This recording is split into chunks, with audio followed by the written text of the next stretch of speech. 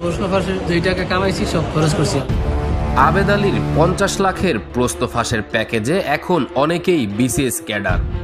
পিএসসির প্রশ্নপত্র ফাঁসের সিন্ডিকেটের গুরু ছিলেন এই আবেদ আলী। তার নেতৃত্বে থাকতো একটি গ্রুপ, তারা জোগাড় করে দিত বিসিএস পাশের প্যাকেজের ক্রেতা। তারপর চুক্তি অনুযায়ী মোটা অঙ্কের টাকার বিনিময়ে পরীক্ষার্থীদের গোপন আস্তানায় নিয়ে দেয়া হতো প্রশ্ন ও উত্তরপত্র। বিসিএসধারীদের কাছ থেকে হাতিয়ে নেওয়া সেসব টাকায় গড়েন বাড়ি, গাড়ি, ফ্ল্যাট সহ অর্ধশত কোটি টাকারও বেশি সম্পদ। সিআইডির তদন্ত সূত্রে জানা যায়, গত 12 বছরে বিসিএস সহ 30টি নিয়োগ পরীক্ষার প্রশ্ন ফাঁস করেছে এই জালিয়াত চক্র। কোনো নিয়োগ পরীক্ষা এলেই প্রশ্ন ফাঁস করে অর্থ লোপাটে মেতে উঠত এই সংঘবদ্ধ চক্রটি। চক্রের এই সদস্যদের কেউ সংগ্রহ করত চাকরির প্রার্থী, কেউ বা প্রশ্ন পেয়ে করতেন তার সমাধান, আর কেউ বা করতেন অর্থের লেনদেন। আর এসবের মাস্টারমাইন্ডের একজন মূল হোতা ছিলেন এই সৈয়দ আবেদ আলী। আর এভাবে এক যুগ ধরে চক্রের সদস্যরা হাতিয়ে নিয়েছেন কোটি কোটি টাকা। তবে সবচেয়ে বেশি টাকার মালিক হয়েছে এই আবেদ আলী।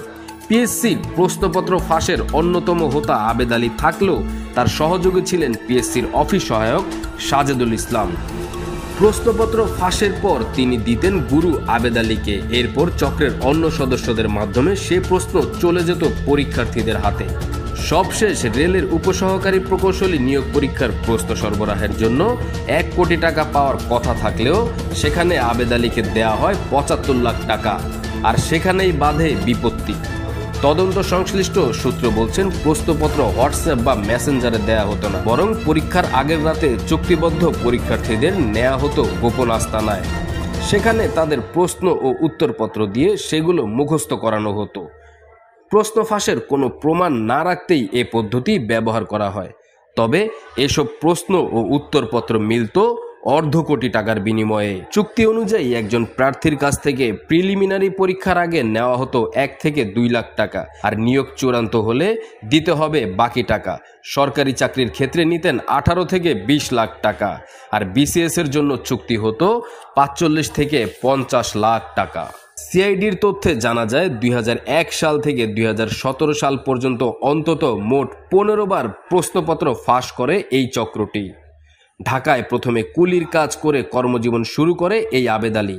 এরপর রিক্সা চালিয়েছেন, হোটেলে কাজ করেছেন, চা বিক্রি করেছেন।